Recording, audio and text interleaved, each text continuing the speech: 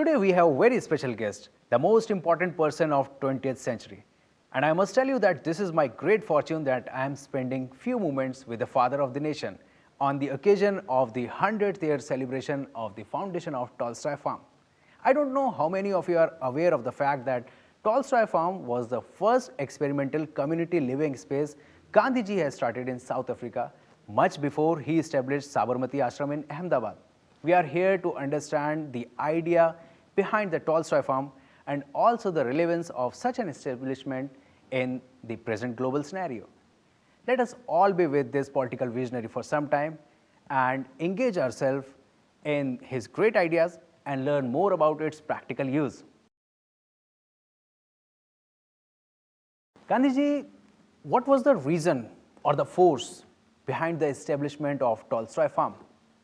As you are aware of the fact, the first settlement of this kind was Phoenix Farm in Natal, which was established in 1904.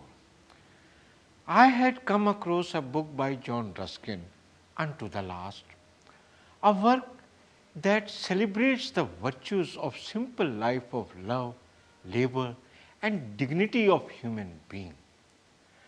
But I was not completely involved in the daily running of space because of my engagements and political involvement.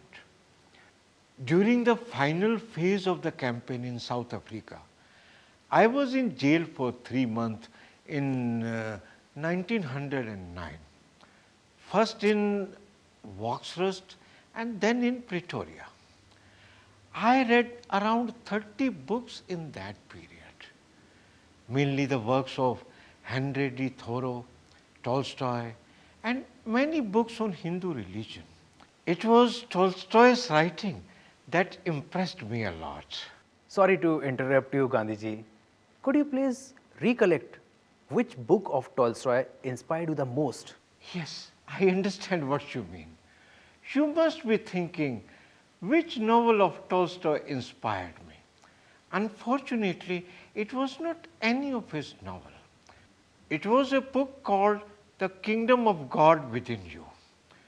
In this book, he talks about the reason to resist physical strength of the human government, the injustice law, the military service. He has practically removed Christ from the establishment of the church and placed him as a human being with an extra insistence on his moral stand.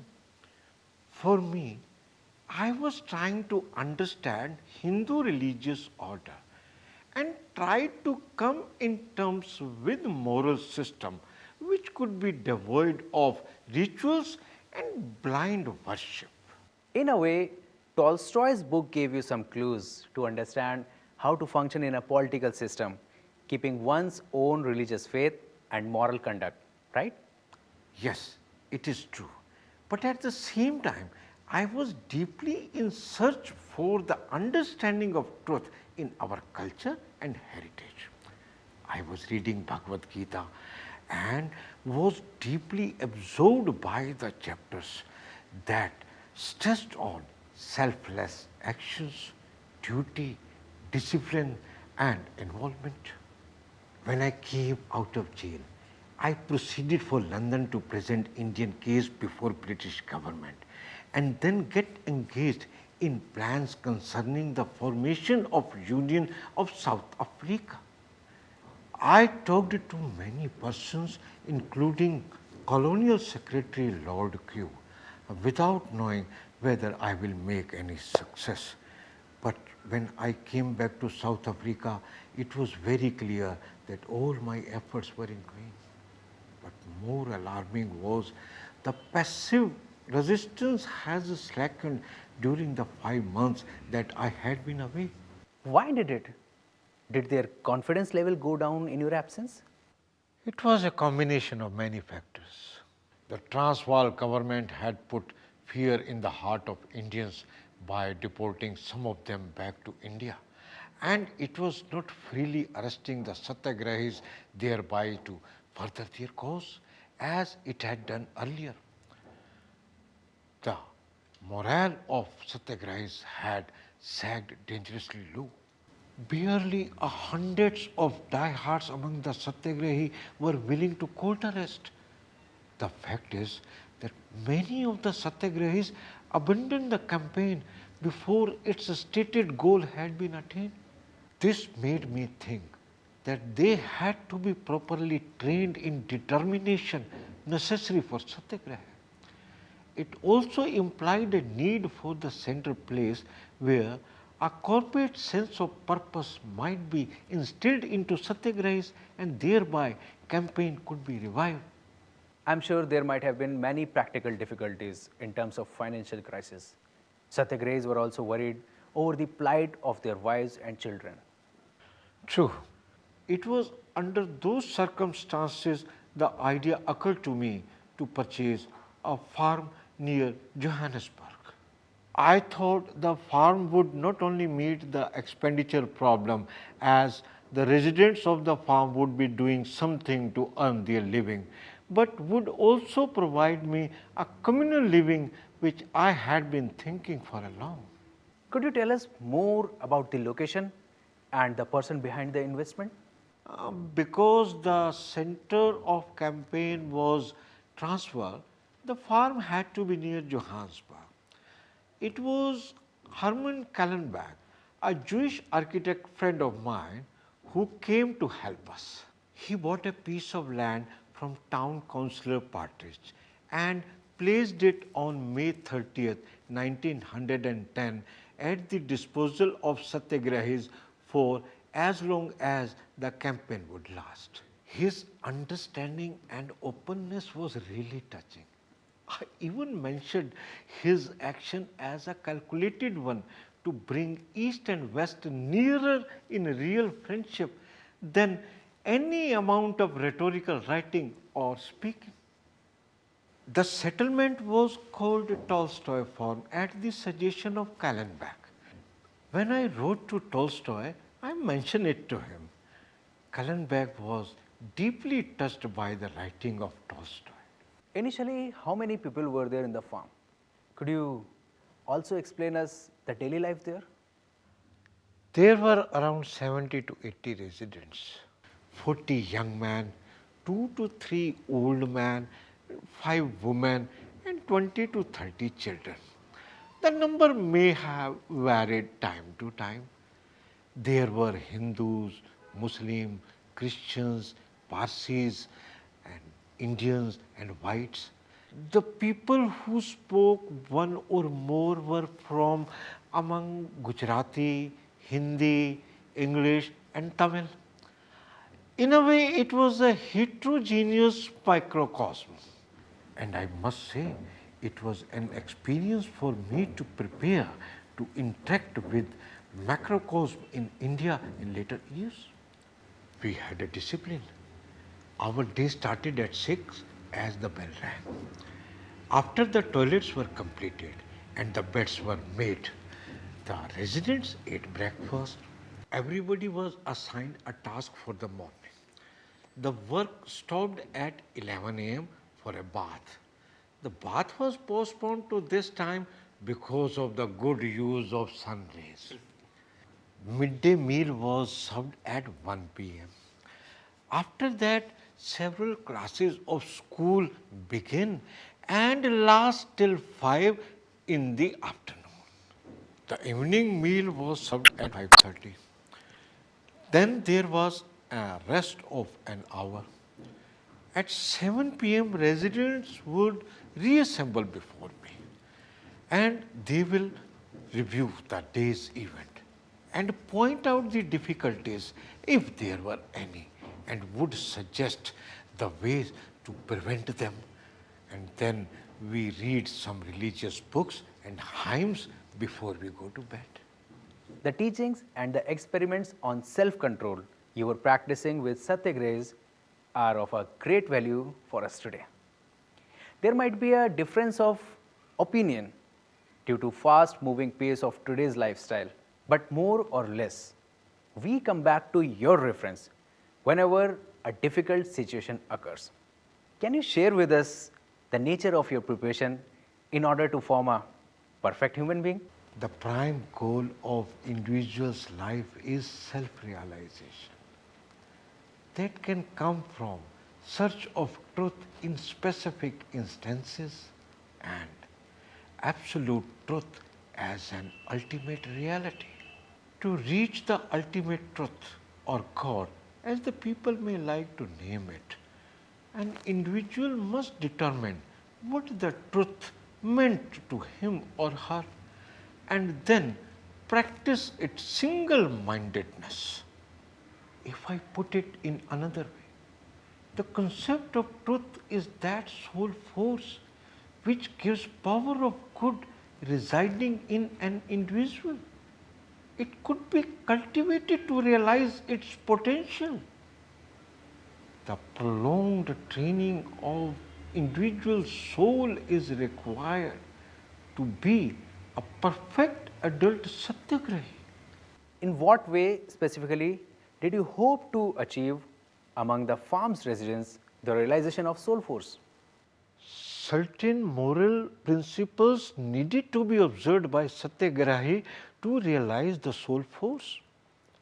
In fact, when I established the Sabarmati ashram, I specifically had written a set of rules to follow by the inmates, and these were non-violence, non-stealing, non-quitiousness, non-accusativeness, and celibacy. I don't think any of this is new to Hindu religious writing. Even though I had not written down any principle in Tolstoy form, I directed these activities as a principle there also.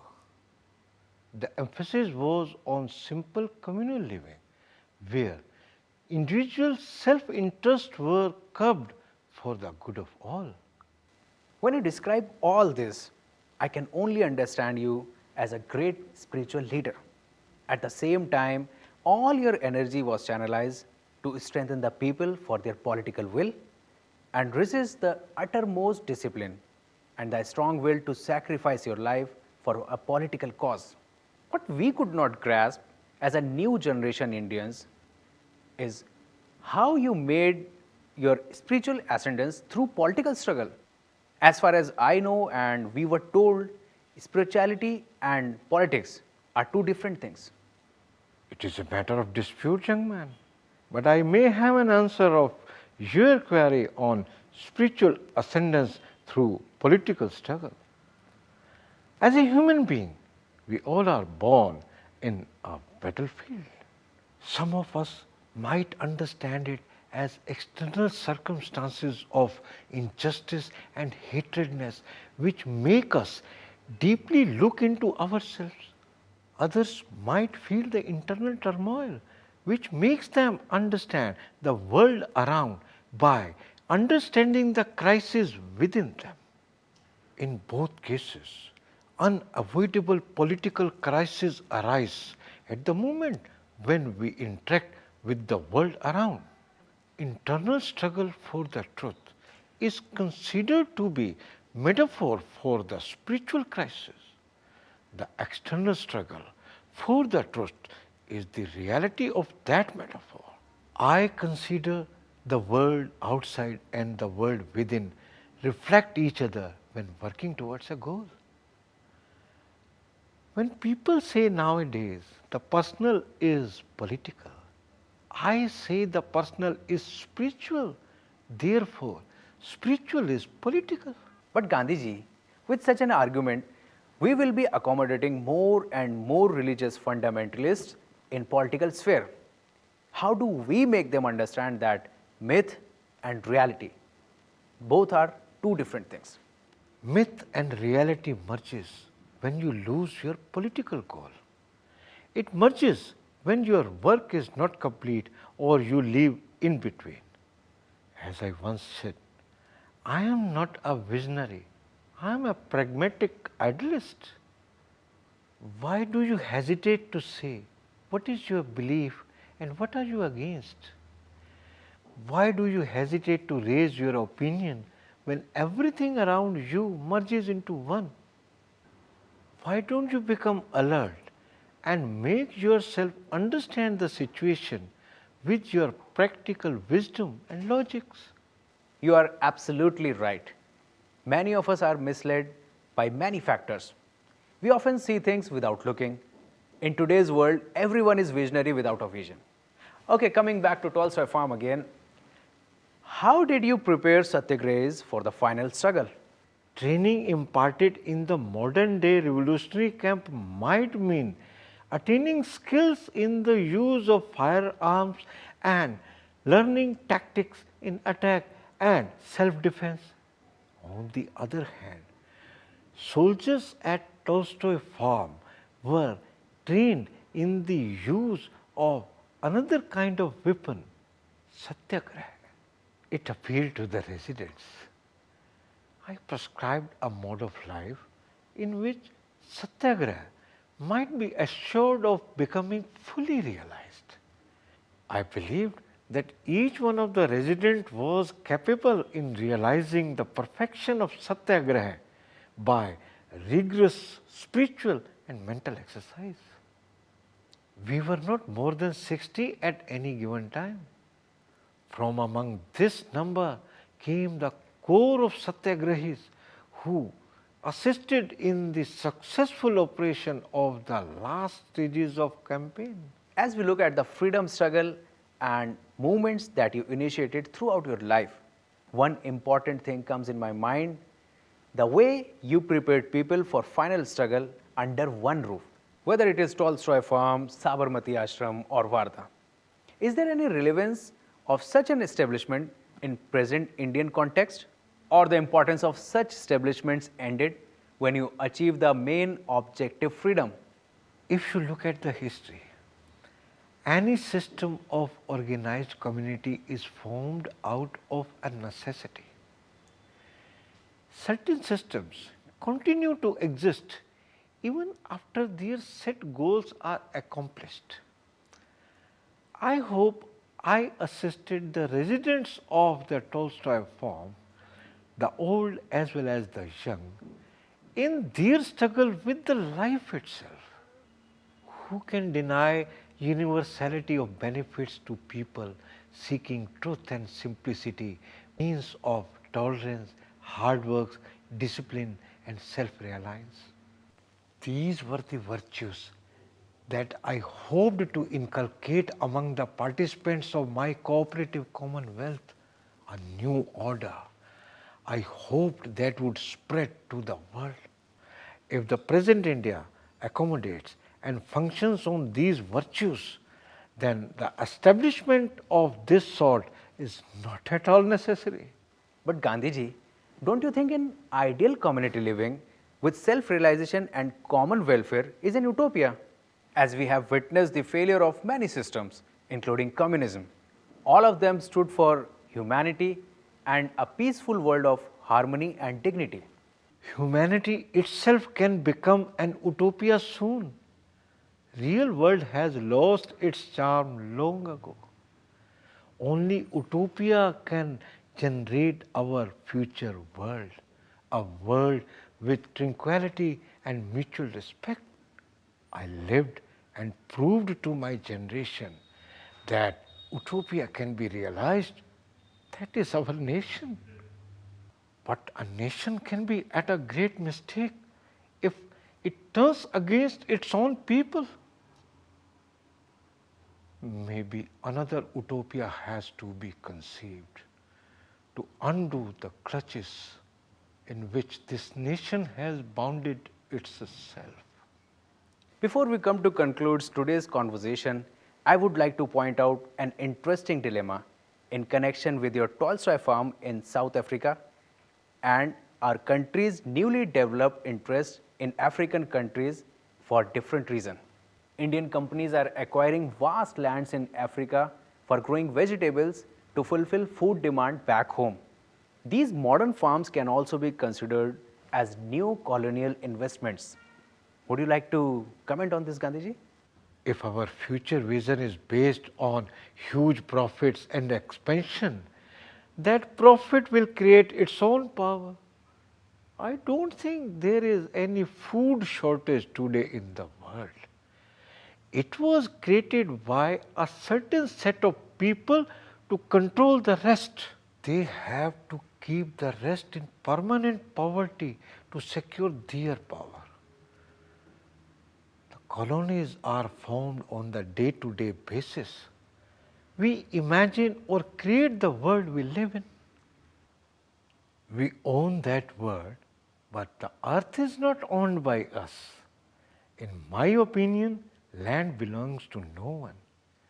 We are here to live and leave when our turn is over.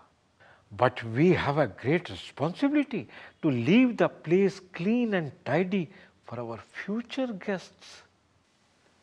Right. We must say that Gandhiji is the conscience of this subcontinent. We always talk to him whenever time permits, and he always liked talking to you. This is the first time that we are inviting him on television program. And I am giving you a promise that this is not the last time that we are talking to him. We are planning to make a series of this conversation near future for talking to him on various topics. It has been a pleasure talking to you, Gandhiji. The information you shared, the logic and the wisdom you sparked will remain with us at least for some time. Thank you very much. I am always available to talk. I have invested long back. Now I have to carefully count for my returns